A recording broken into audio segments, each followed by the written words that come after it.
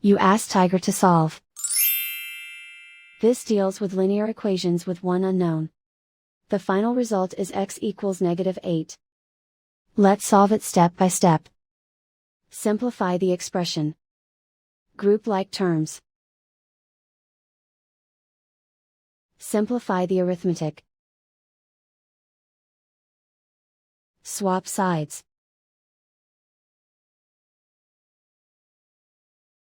Group all constants on the right side of the equation.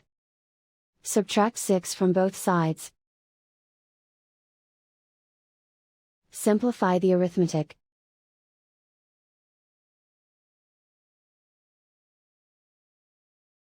Convert the x into a positive number. Multiply both sides by -1.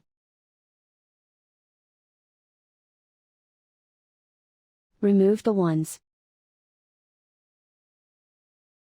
Simplify the arithmetic. And so the final result is x equals -8.